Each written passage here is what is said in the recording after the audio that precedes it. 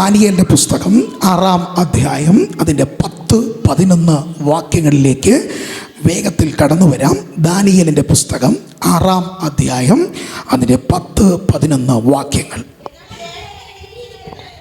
എന്നാൽ രേഖ എഴുതിയിരിക്കുന്നു എന്ന് ദാനിയേൽ അറിഞ്ഞപ്പോൾ അവൻ വീട്ടിൽ ചെന്ന് അവന്റെ മാളിക മുറിയുടെ കിളിവാതിൽ യെരൂശലേമിന് നേരെ തുറന്നിരുന്നു. താൻ മുമ്പേ ചെയ്തു വന്നതുപോലെ ദിവസം 3 പ്രാവശ്യം മുട്ടുകുത്തി തന്റെ ദൈവത്തിന്റെ സന്നിധിയിൽ പ്രാർത്ഥിച്ച് സ്തോത്രം ചെയ്തു. അപ്പോൾ ആ പുരുഷന്മാർ ബന്ധപ്പെട്ട് വന്നു ദാനിയേൽ തന്റെ ദൈവത്തിന്റെ സന്നിധിയിൽ പ്രാർത്ഥിച്ച് അപേക്ഷിക്കുന്നത് കണ്ടു. ദാനിയേൽ തന്റെ ദൈവത്തിന്റെ സന്നിധിയിൽ പ്രാർത്ഥിച്ച് അപേക്ഷിക്കുന്നത് കണ്ടു. സ്തോത്രം. ഈ വാക്യങ്ങൾ നമുക്ക് വളരെ സുപരിചിതവും ഒത്തിരി പ്രസംഗങ്ങൾ കേൾക്കുന്നതും അല്ലെങ്കിൽ പ്രസംഗിക്കുന്നതുമായിട്ടുള്ള ഒരു ഭാഗമാണ്. വളരെ പ്രധാനപ്പെട്ട സ്തോത്രം കാര്യം അവിടെ പ്രാർത്ഥന തന്നെയാണ്. സ്തോത്രം, പ്രാർത്ഥന തന്നെയാണ്. വളരെ പ്രാർത്ഥനയെക്കുറിച്ച് പറയുമ്പോൾ നമുക്ക് ഒഴിച്ചുകൂടാൻ കഴിയാത്ത ഒരു വിഷയമാണ്, ഒരു ഹിസ്റ്ററിയാണ് ദാനിയേലിൻ്റെ ഹിസ്റ്ററി. സ്തോത്രം. ഇവിടെ രേഖ എഴുതിയിരിക്കുന്നു എന്ന് ദാനിയേൽ അറിഞ്ഞപ്പോൾ അവൻ വീട്ടിൽ ചെന്നു. അവൻ്റെ മാളിക മുറിയുടെ കിളിവാതിൽ യെരൂശലേമിന് നേരെ തുറന്നു. സ്തോത്രം. താൻ മുമ്പ് എങ്ങനെയാണോ ചെയ്ത് വന്നിരുന്നത് അതുപോലെ പ്രാർത്ഥിക്കാനും അപേക്ഷിക്കുവാനും തുടങ്ങി. സ്തോത്രം. തനിക്ക് എതിരെ രേഖ എഴുതിയിരിക്കുന്നു എന്ന് ദാനിയേൽ അറിഞ്ഞപ്പോഴാണ് താൻ മുമ്പ് ചെയ്ത് വന്നതുപോലെ താൻ വീണ്ടും ദൈവസന്നിധിയിൽ പ്രാർത്ഥിപ്പാൻ മുട്ട് മടക്കിയത്. സ്തോത്രം. ആമേൻ. എല്ലാ ദിവസവും ഈ ഭക്തൻ പ്രാർത്ഥിക്കുന്നവനാ. പ്രാർത്ഥനയ്ക്ക് ഒരു മുടക്കവും വന്നിട്ടില്ല. എല്ലാ ദിവസവും ഇവൻ ഈ പറയുന്ന ദാനിയേൽ എന്ന ദൈവമനുഷ്യൻ ഒരു ദിവസത്തിന്റെ 3 പ്രാവശ്യം യെരൂശലേമിന്റെ നേർക്ക് കിളിവാതിൽ തുറന്ന് എല്ലാ ദിവസവും പ്രാർത്ഥിക്കുന്നൊരു പതിവ് ഇദ്ദേഹത്തിനുണ്ട്. എന്നാൽ രേഖ തനിക്കെതിരെ എഴുതിയിരിക്കുന്നു എന്ന് അറിഞ്ഞപ്പോ എല്ലാ ദിവസവും പ്രാർത്ഥിക്കുന്ന ഈ മനുഷ്യൻ ഒരു ദിവസം പോലും ഒരുപക്ഷെ മുടക്കം വരുത്താത്ത പ്രാർത്ഥനാ ജീവിതമുള്ള പ്രാർത്ഥന മനുഷ്യനായ ദാനിയേൽ തനിക്കെതിരെ ഒരു രേഖ എഴുതപ്പെട്ടിരിക്കുന്നു എന്നറിഞ്ഞിട്ടും തനിക്കെതിരെ എഴുതപ്പെട്ട ഈ ഒരു രേഖയ്ക്കും തൻ്റെ പ്രാർത്ഥനയ്ക്കോ തൻ്റെ പ്രാർത്ഥനാ ജീവിതത്തിനോ തൻ്റെ പ്രാർത്ഥനാ സ്വഭാവത്തിനോ അതിൻ്റെ ടൈം ടേബിളിനോ ഒരു മാറ്റം അഥവാ ഒരു കോട്ടം വരുത്താൻ ഒരു രേഖയ്ക്കും കഴിഞ്ഞില്ല. സ്തോത്രം. ഇന്ന് രാത്രിയിൽ ഞാനിങ്ങനെ വിളിച്ചറിയിക്കട്ടെ, ഞാനിങ്ങനെ വിളിച്ചു പറയട്ടെ, നമുക്കെതിരെ പല രേഖകൾ വരാൻ സാധ്യതയുണ്ട്. സ്തോത്രം. പ്രത്യേകിച്ച് 2025 പ്രാർത്ഥിക്കുന്നവനെതിരെ രേഖകൾ വരാൻ സാധ്യതയുണ്ട്. എന്നാൽ ഈ രേഖകൾ ഒന്നും പ്രാർത്ഥിക്കുന്നവന്റെ പ്രാർത്ഥനയ്ക്ക് കോട്ടം വരാൻ ഇടയാകരുത്.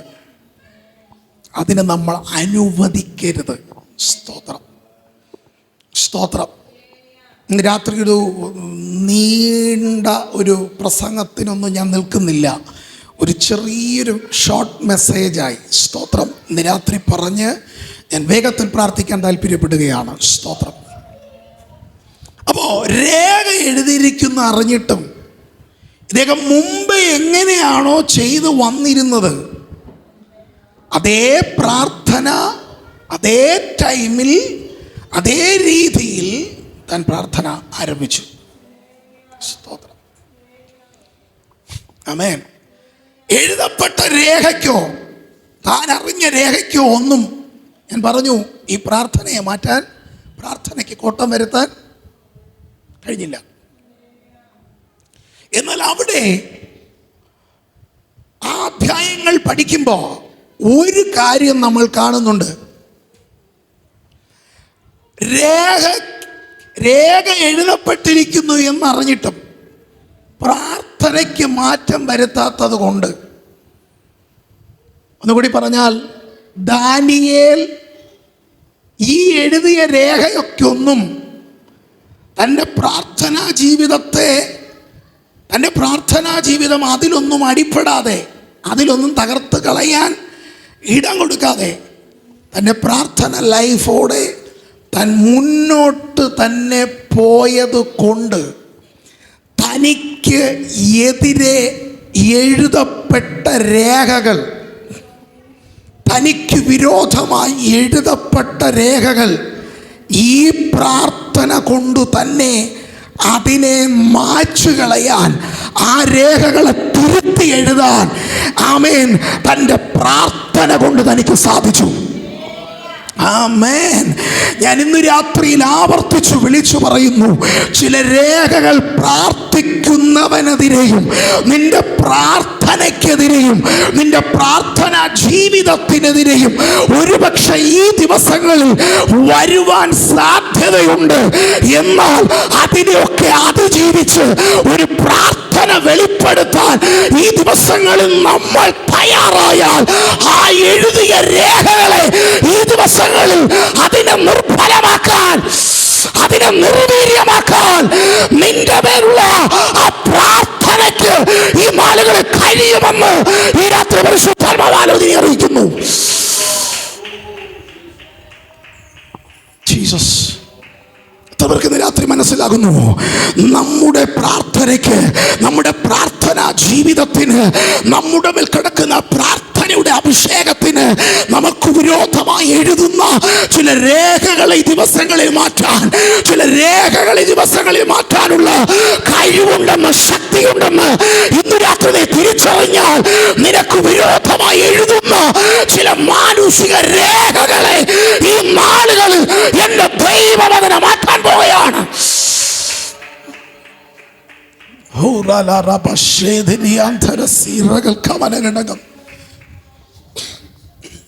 സ്തോത്രം, സ്തോത്രം. ഇന്ന് രാത്രി തിരിച്ചറിയണം, ഒരു രേഖ എഴുതുന്നുണ്ടെങ്കിൽ, ഒരു രേഖ എഴുതപ്പെടുന്നുണ്ടെങ്കിൽ അതിൻ്റെ പുറകിൽ, അതിൻ്റെ മറവിൽ അലറുന്ന സിംഹമെന്ന പോലെ നിനക്ക് വിരോധമായി വായ് തുറക്കുന്നൊരു സിംഹം, ആമേൻ, എവിടെയോ നിന്നെ വെയിറ്റ് ചെയ്തിരിപ്പുണ്ട്. എന്നാൽ ഇന്നു രാത്രി നിന്റെ പ്രാർത്ഥന അതിനെയെല്ലാം തിരിക്കാൻ പോവുകയാണ്, അതിനെല്ലാം തിരിക്കാൻ പോകുകയാണ്. എനിക്കറിയില്ല, കർത്താവ് ഇന്ന് രാത്രി പറയുന്നു, ചില രേഖകളെ സ്വർഗം മാറ്റുന്നു, ചില രേഖകളെ കർത്താവ് മാറ്റുന്നു. പ്രാർത്ഥിക്കുവാൻ നീ തയ്യാറാണെങ്കിൽ, പ്രാർത്ഥിക്കുന്ന നിനക്ക് വേണ്ടി ചില രേഖകളെ ദൈവം മാറ്റാൻ പോവുകയാണ്. തീർന്നില്ല, അവിടെ കൊണ്ട് തീരുന്നില്ല. നിനക്ക് വിരോധമായി വായ് തുറക്കുന്ന, നിനക്ക് വിരോധമായി അലറുന്ന സിംഹമെന്ന പോലെ നിനക്കെതിരെ വായ് തുറക്കുന്ന ചില സിംഹത്തിന്റെ വായ്കളെ ഈ ദിവസങ്ങളിൽ നിന്റെ മുൻപിൽ അടച്ച് എന്റെ ദൈവം തന്റെ ഫേവർ പ്രാർത്ഥിക്കുന്നവന് വേണ്ടി വെളിപ്പെടുത്തുന്നത് ദേശം കാണത്തക്കവണ്ണം.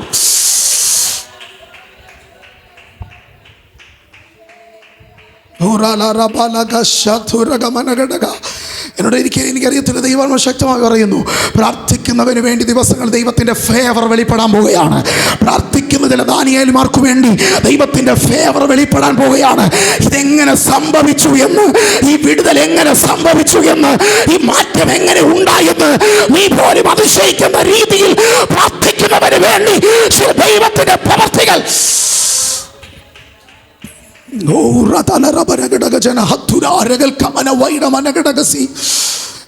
നാമത്തിൽ. Hallelujah, hallelujah. ഒരിക്കൽ സങ്കീർത്തനക്കാരൻ 55-ാം സങ്കീർത്തനം അതിൻ്റെ 17-ാമത്തെ വാക്യത്തിൽ ഇങ്ങനെ പറഞ്ഞു, ഞാൻ വൈകുന്നേരത്തും കാലത്തും ഉച്ചയ്ക്കും സങ്കടം ബോധിപ്പിച്ച് കരയും. സങ്കടം ബോധിപ്പിച്ച് പുള്ളി കരച്ചില്ല. എപ്പോഴൊക്കെ കരച്ചില്? വൈകുന്നേരത്ത്, കാലത്ത്, ഉച്ചയ്ക്ക്. സ്തോത്രം. വൈകുന്നേരത്ത്, കാലത്ത്, ഉച്ചയ്ക്ക്. സ്തോത്രം പറഞ്ഞേ. ആമേൻ. ഈ പ്രാർത്ഥന, ഈ സങ്കടം ബോധിപ്പിച്ചുള്ള കരച്ചിൽ, അടുത്തെഴുതിയിരിക്കുന്നു, അവൻ എൻ്റെ പ്രാർത്ഥന.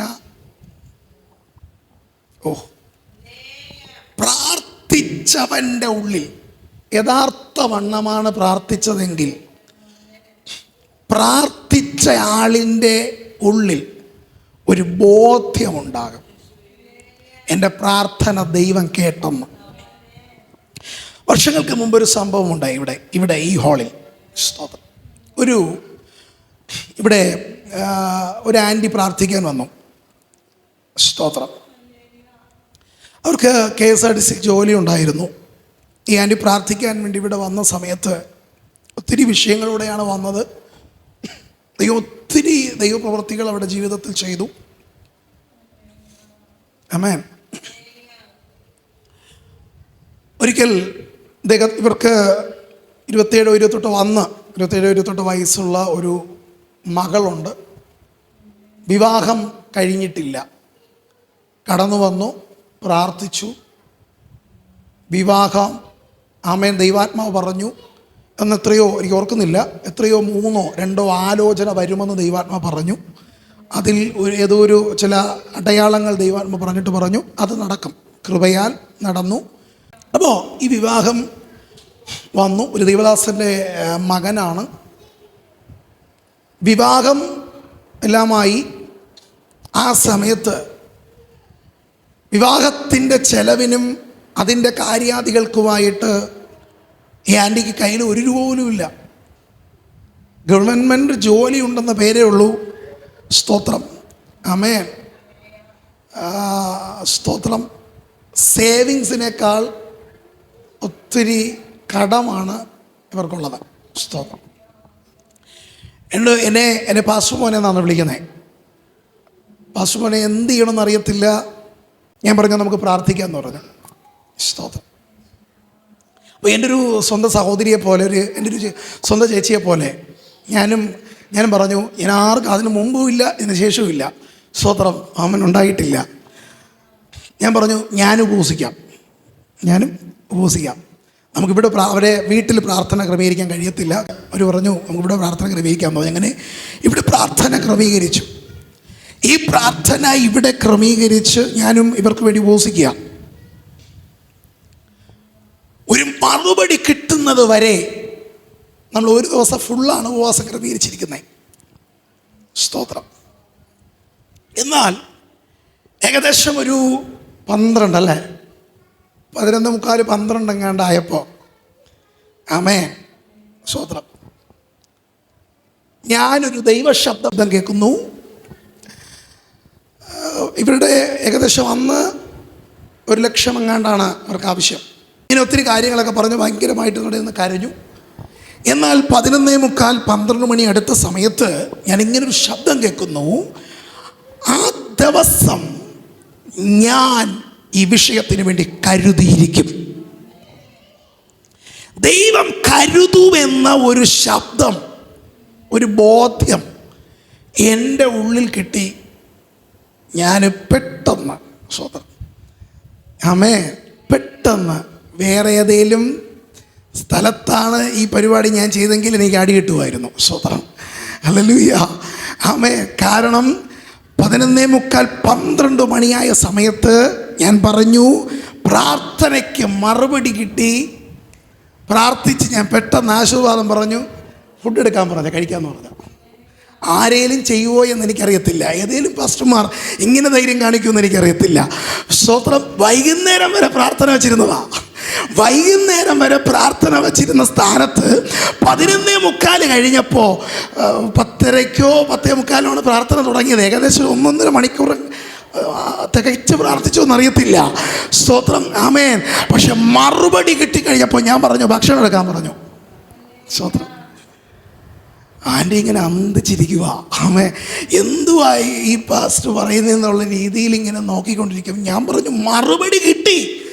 അന്ന് 24 ഏതൊരു ഡേറ്റാണ്, ആ ദിവസം ഉണ്ടെങ്കിൽ കർത്താവ് അത്ഭുതം ചെയ്തിരിക്കും. ദൈവം കരുതി കഴിഞ്ഞു. വിശ്വാസം പറഞ്ഞേ.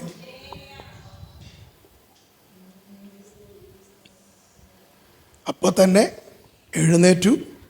അവർ പറഞ്ഞു ഞാൻ ഓസിക്കുക. ഞാൻ പറഞ്ഞു നിങ്ങളും കഴിക്കണം, നിങ്ങളും കഴിച്ചാലേ ഈ ദൂത് നിങ്ങൾ ഏറ്റെടുത്തു എന്ന് ദൈവം പോലെ മനസ്സിലാവത്തുള്ളൂ. ഹല്ലേലൂയ. വിശ്വസിക്കുക, ദൈവം അത്ഭുതം ചെയ്തു കഴിഞ്ഞു. ഞങ്ങളെല്ലാവരും ഭക്ഷണം കഴിച്ചു. വൈകുന്നേരം വരെയുള്ള പ്രാർത്ഥന 11:45 12 മണിയായപ്പോൾ തീർന്നു. കൃപയാൽ അന്നേ ദിവസം, അതിൻ്റെ തലേ ദിവസം അല്ലേ, തലേ ദിവസം രാത്രിയിലെങ്ങാണ്ട്, സ്തോത്രം, ഒരു ലേഡി, ഇതിനടുത്തുള്ള ഒരു ലേഡി കൊണ്ട് ഈ തുക ഇങ്ങോട്ട് വന്ന് കൊണ്ട് കൊടുത്തു. അങ്ങനെ ദൈവം അത്ഭുതം ചെയ്തു. ഇന്ന് രാത്രി ഞാൻ പറയട്ടെ, പ്രാർത്ഥിക്കുന്നവൻ്റെ ഉള്ളിൽ ഒരു ബോധ്യമുണ്ട്. പ്രാർത്ഥിക്കുന്നവൻ്റെ ഉള്ളിൽ എൻ്റെ പ്രാർത്ഥന ദൈവം കേട്ടു എന്നുറപ്പുണ്ടെങ്കിൽ അവൻ്റെ ഉള്ളിലൊരു ധൈര്യം ഉണ്ടാകും. അവൻ വിളിച്ചു പറയും, അവൻ എൻ്റെ പ്രാർത്ഥന കേൾക്കും, അവൻ എൻ്റെ പ്രാർത്ഥന കേൾക്കും. ഇന്നു രാത്രി എവിടെയൊക്കെയോ എഴുതപ്പെട്ട ചില രേഖകൾ കർത്താവ് ഇന്ന് രാത്രി നീക്കാൻ പോവുകയാണ്. നിനക്കെതിരായി വായ് തുറക്കുന്ന ആ സിംഹത്തിന്റെ വായ് ഇന്ന് രാത്രി പ്രാർത്ഥിക്കുന്ന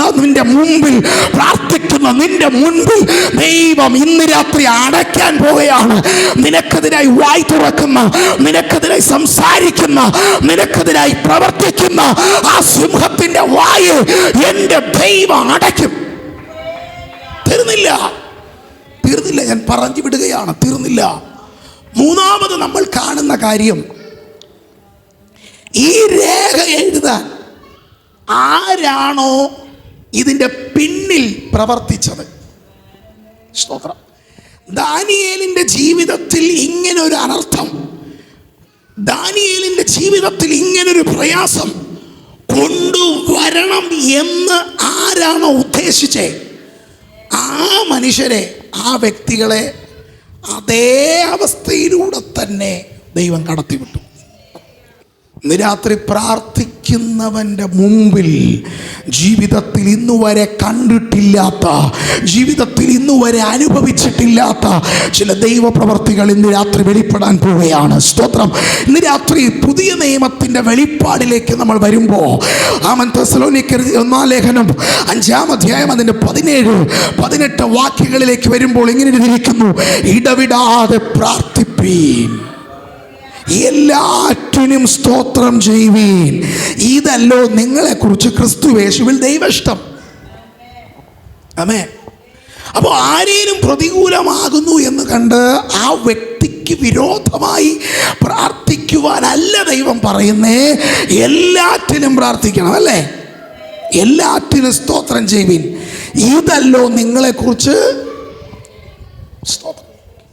ജീവിതത്തിനെതിരെ നന്മ വന്നാലും ജീവിതത്തിനെതിരെ തിന്മ വന്നാലും, ആരെല്ലാം നന്മയാകട്ടെ തിന്മയാകട്ടെ ആരെല്ലാം ചെയ്താലും അതിൻ്റെ ഒക്കെ മുമ്പിൽ സ്തോത്രം ചെയ്ത് പ്രാർത്ഥിക്കാൻ തയ്യാറായാൽ ഈ ദിവസങ്ങളിൽ അതത്രേ ദൈവത്തിന് നിന്നെക്കുറിച്ചുള്ള ഇഷ്ടം. സ്തോത്രം. രാത്രി എൻ്റെ വിഷയത്തിലേക്ക് വന്ന് ഞാൻ സംസാരിക്കട്ടെ. നമ്മളെക്കുറിച്ചുള്ള ദൈവത്തിൻ്റെ ഇഷ്ടം നമ്മൾ പ്രാർത്ഥിക്കണമെന്നാണ്. മനസ്സിലാകുന്നവർക്കായി സ്തോത്രം ചെയ്യുന്നു. രേഖകൾ പ്രതികൂലമാകട്ടെ, രേഖകൾ നമുക്കെതിരെ എഴുതപ്പെടട്ടെ, സിംഹം നമുക്കെതിരെ വായി തുറക്കട്ടെ, ചില മാനുഷിക വ്യക്തികൾ നമുക്ക് പ്രതികൂലമാകട്ടെ, അവർക്കെതിരെ നിൽക്കണമെന്നല്ല ദൈവത്തിൻ്റെ വചനം നമ്മെ പഠിപ്പിക്കുന്നത്. ഒരൊറ്റ കാര്യമേ നമ്മെ പഠിപ്പിക്കുന്നുള്ളൂ. പ്രതികൂലമാകട്ടെ, എന്തുമാകട്ടെ, അതിൻ്റെ മുമ്പിൽ പ്രാർത്ഥിക്കുവാനല്ലാതെ, സ്തോത്രം ചെയ്യാനല്ലാതെ മറ്റൊന്നും ദൈവം നമ്മോട് പറയുന്നില്ല. ആരൊക്കെ നമുക്കെതിരായിരുന്നാലും ഈ ദിവസങ്ങളിൽ, ആരെല്ലാം നമുക്കെതിരെ രേഖ എഴുതിയാലും ഈ ദിവസങ്ങളിൽ നമ്മൾ പ്രാർത്ഥിക്കുവാൻ തയ്യാറാക്കുക. കേൾക്കുന്നവർ ഹല്ലേലൂയ പറഞ്ഞാട്ട്. ഫിലിപ്പിയർക്ക് ലേഖനം 4-ാം അധ്യായം അതിൻ്റെ 6-ാമത്തെ വാക്യത്തിലേക്ക് വരുമ്പോൾ അവിടെ ഇങ്ങനെ ഇരിക്കുന്നു: ഒന്നിനെക്കുറിച്ചും വിചാരപ്പെടരുത്, ഒന്നിനെക്കുറിച്ചും വിചാരപ്പെടരുത്, എല്ലാറ്റിലും പ്രാർത്ഥനയാലും അപേക്ഷയാലും നിങ്ങളുടെ ആവശ്യങ്ങൾ സ്തോത്രത്തോടുകൂടെ ദൈവത്തോട് അറിയിക്കുകയത്രേ വേണ്ടത്. ഈ ദിവസങ്ങളിൽ ഒന്നിനെക്കുറിച്ചും വിചാരപ്പെടരുത്. രേഖകൾ എഴുതപ്പെട്ടിട്ടുണ്ടാകാം, വിചാരപ്പെടരുത്. പലരും പ്രതികൂലമായി ആയിരുന്നേക്കാം, അതിനെക്കുറിച്ച് വിചാരപ്പെടരുത്. ജീവിതത്തിൽ ചില പ്രയാസങ്ങൾ വന്നേക്കാം, വിചാരപ്പെടരുത്. ജീവിതത്തിൽ ചില ബുദ്ധിമുട്ടുകൾ വന്നേക്കാം, വിചാരപ്പെടരുത്. ചില വേദനകൾ ജീവിതത്തിൽ വന്നേക്കാം, വിചാരപ്പെടരുത്. പിന്നെന്താ ചെയ്യണ്ടേ? പ്രാർത്ഥിക്കുക. ഒരാമേൻ പറഞ്ഞാട്ടെ. വിചാരപ്പെടുകയല്ല, പ്രാർത്ഥിക്കുക. ഇന്ന് രാത്രി പ്രാർത്ഥിക്കുന്ന ദൈവമക്കളെ ഓർത്ത് ഞാൻ ദൈവത്തെ സ്തുതിക്കുകയാണ്. ഈ ദിവസങ്ങളിൽ വിചാരപ്പെട്ട് പ്രാർത്ഥിക്കാനല്ല ബൈബിൾ പറയുന്നേ. കേൾക്കുന്നുണ്ടോ? വിചാരപ്പെട്ടുകൊണ്ട് പ്രാർത്ഥിക്കാനല്ല ബൈബിൾ പറയുന്നേ. ചിലരുണ്ട് ഈ പ്രാർത്ഥിക്കാനിരിക്കും, ഭയങ്കരമായിട്ട് പ്രാർത്ഥിക്കണമെന്ന ഒരു ഉദ്ദേശത്തോടെ പ്രാർത്ഥിക്കാനൊക്കെ ഇരിക്കാറുണ്ട്. പക്ഷെ പ്രാർത്ഥിക്കുന്നതിന് ഇടയിലും എന്ത് ചെയ്യാറുണ്ട്? പ്രാർത്ഥിക്കുന്നതിൻ്റെ ഇടയിൽ എന്ത് ചെയ്യാറുണ്ട്? ഉടനെ നല്ല ഫയറായി പ്രാർത്ഥിച്ചു കൊണ്ടിരിക്കും, നല്ല പവറായി പ്രാർത്ഥിച്ചു കൊണ്ടിരിക്കും. ഇടയിൽ എന്തേലും ചിന്തകൾ വരും. എന്തേലും ചിന്തകൾ വന്ന് ഉടനെ സൈലൻ്റ് ആകും. പുറമേ നിന്ന് നോക്കിയാൽ ഇങ്ങനെ ആടി ഇരിക്കാതെ പുള്ളിക്കാര് അല്ല മറ്റേ കാര്യം വിചാരിക്കുക. ഇവനെ പ്രയാസപ്പെടുത്തിയ കാര്യങ്ങൾ വിചാരിക്കുക. സ്തോത്രം. കണ്ടു കഴിഞ്ഞാൽ തോന്നും ഭയങ്കര പ്രാർത്ഥനയാണ്, പക്ഷേ ഭയങ്കര വിചാരപ്പെടുകയാണ്. ഇന്ന് രാത്രി കർത്താവ് പറയുന്നു, ഒന്നിനെക്കുറിച്ച് വിചാരപ്പെടണ്ട, ഒന്നിനെക്കുറിച്ച് വിചാരപ്പെടരുത്. എല്ലാറ്റിലും പ്രാർത്ഥനയാലും അപേക്ഷയാലും നിങ്ങളുടെ ആവശ്യങ്ങൾ സ്തോത്രത്തോടെ അറിയിക്കുക. ഒരു വാക്യം കൂടെ വായിച്ച് പ്രാർത്ഥിപ്പാൻ ഞാൻ താല്പര്യപ്പെടുന്ന പ്രവൃത്തികളുടെ പുസ്തകം 9-ാം അധ്യായം അതിൻ്റെ 40-ാമത്തെ വാക്യം ഒന്ന് വേഗത്തിൽ വായിച്ചേ. യെസ്. പത്രോസ് അവരെ ഒക്കെയും പുറത്തിറക്കി മുട്ടുകുത്തി പ്രാർത്ഥിച്ചു. ശവത്തിൻ്റെ നേരെ തിരിഞ്ഞു. തബീതേ, എഴുന്നേൽക്ക എന്ന് പറഞ്ഞു. അവൾ കണ്ണു തുറന്ന് പത്രോസിനെ കണ്ട് എഴുന്നേറ്റിരുന്നു. പത്രോസ് പ്രാർത്ഥിച്ചു. ഒക്കെ അവിടെ അവരെ ഒക്കെ പുറത്താക്കിയിട്ട്, ഇവരാരും പ്രാർത്ഥിക്കുന്നവരല്ല. സ്തോത്രം. എന്ന് വെച്ചാൽ ഈ നിർജീവമായിരിക്കുന്ന അവസ്ഥയുടെ മുമ്പിൽ ഇവർക്ക് പ്രാർത്ഥിക്കാനല്ല ഇവർക്ക് പറ്റുന്നേ, ഇവർക്ക് കഴിയുന്നില്ല. ഇവരിങ്ങനെ പലതിനെക്കുറിച്ച് വിചാരപ്പെട്ടു. നമുക്കറിയാം, നമുക്ക് വേണ്ടപ്പെട്ട ഒരാൾ മരണപ്പെട്ടാൽ ആ വ്യക്തി ജീവിച്ചിരുന്ന കാലത്ത് ആ വ്യക്തിയുടെ അവസാന കാലം വരെയുള്ള, അല്ലെങ്കിൽ തൊട്ട് മുമ്പേ ഏറ്റവും അവസാനം നമ്മൾ കണ്ടത് വരെയുള്ള കാര്യങ്ങൾ ചിന്തിച്ച് വിചാരപ്പെട്ട് നമ്മൾ കരഞ്ഞും വിഷമിച്ചും ഭാരപ്പെട്ടും കൊണ്ടിരിക്കും. എന്നാൽ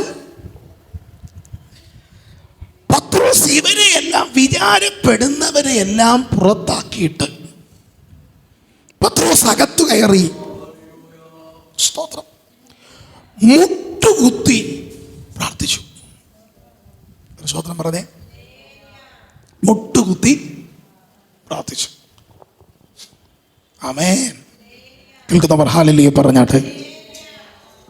പത്രോസ് മുട്ടുകുത്തി മുറിക്കകത്ത് പ്രാർത്ഥിക്കുമ്പോൾ നിർജീവമായത്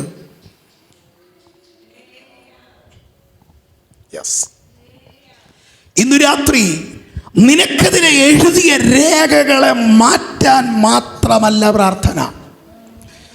വായ് തുറക്കുന്ന സിംഹത്തിന്റെ വായ അടയ്ക്കുന്നത് മാത്രമല്ല പ്രാർത്ഥന. ഇന്ന് രാത്രി നിർജീവമായി കിടക്കുന്ന ചിലതിനെ, നിർജീവമായിരിക്കുന്ന ചിലതിനെ കേൾക്കുന്നവർ എത്ര പേർ ഇന്ന് രാത്രി വിശ്വസിക്കുന്നുണ്ട്?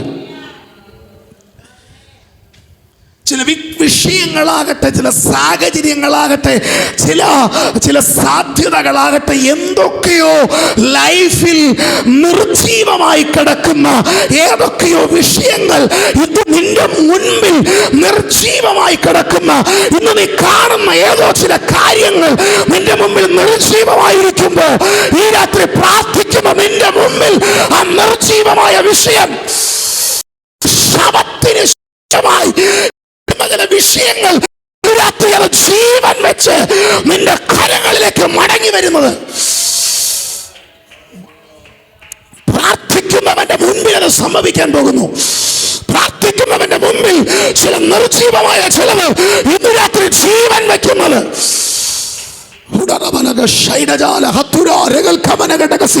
ഇനിയൊരു മടങ്ങി വരവ്, ഇതിനൊരു വിടുതല്, ഇതിനൊരു ദൈവവ്യവസ്ഥ ഇല്ല എന്ന് ഉറപ്പിച്ച ചില വിഷയങ്ങൾ ഇന്ന് രാത്രി പ്രാർത്ഥിക്കുന്നവന്റെ മുമ്പിൽ അത് ജീവൻ വയ്ക്കുന്നത് ഞാൻ ആത്മാവിൽ കാണുകയാണ്.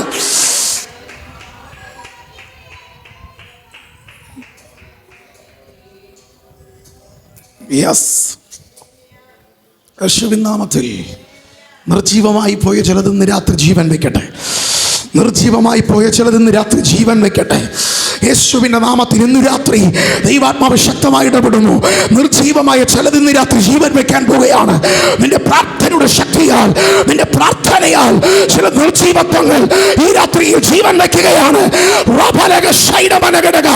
നിർജീവമായി പോയ ചില വിഷയങ്ങൾ, നിർജീവമായി പോയ ചില പ്രാർത്ഥനാ വിഷയങ്ങളെ മേൽ ഇന്ന് രാത്രി പ്രാർത്ഥിക്കുമ്പോൾ തന്നെ ജീവൻ വ്യാപരിക്കുന്നത്, പ്രാർത്ഥിക്കുന്നവന് വേണ്ടി ജീവൻ വ്യാപരിക്കുന്നത്, സ്വർഗം നിനക്ക് വേണ്ടി പ്രാർത്ഥിക്കുമ്പോൾ നിനക്ക് വേണ്ടി സ്വർഗം തുറന്ന് നഷ്ടപ്പെട്ട ജീവൻ അതിലേക്ക് തന്നെ മടങ്ങി വരുമ്പോൾ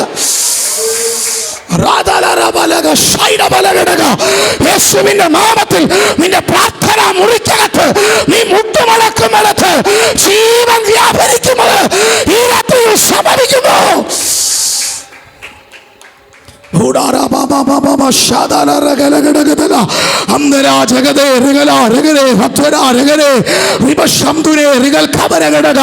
കുടുംബത്തിന്റെ അകത്ത് തലമുറകളുടെ മേൽ വ്യാപരിക്കുന്നത് നിർജീവത്വങ്ങൾ, ചില നിർജീവത്വങ്ങൾ ഇന്ന് രാത്രി യേശുവിൻ നാമത്തിൽ പ്രാർത്ഥനയാൽ അഴിയുന്നു, പ്രാർത്ഥനയാൽ അഴിയുന്നു, പ്രാർത്ഥനയുടെ ശക്തിയാൽ അഴിയുന്നു. യേശുവിന്റെ നാമത്തിൽ ചില നിർജീവങ്ങൾ മാറുന്നു, ജീവൻ വയ്ക്കുന്നു. ചലനമറ്റ ചെലവ് ഇന്ന് രാത്രി ചലിക്കാൻ തുടങ്ങുന്നു.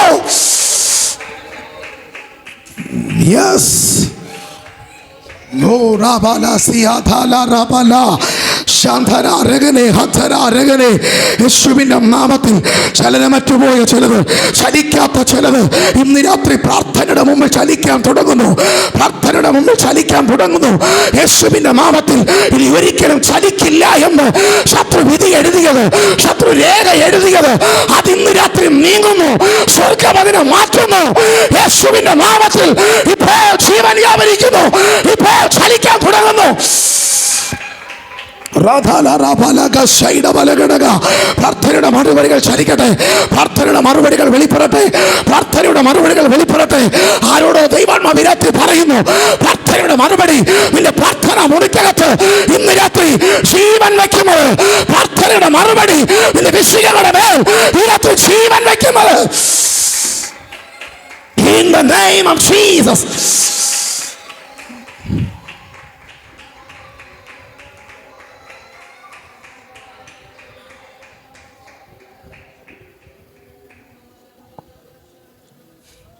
Yes, yes.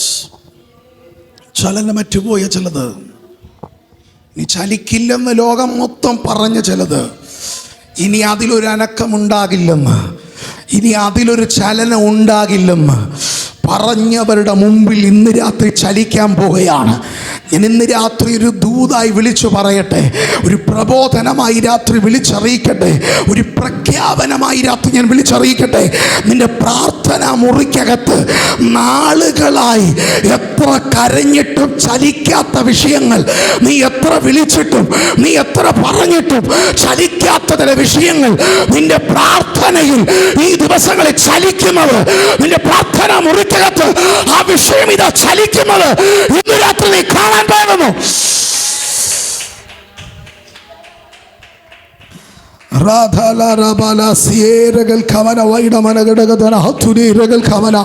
യേശുവിന്റെ നാമത്തിൽ ഈ രാത്രിയിൽ അത് സംഭവിക്കട്ടെ, സംഭവിക്കട്ടെ, സംഭവിക്കട്ടെ. ഇന്ന് രാത്രിയിൽ അത് സംഭവിക്കട്ടെ യേശുവിന്റെ നാമത്തിൽ.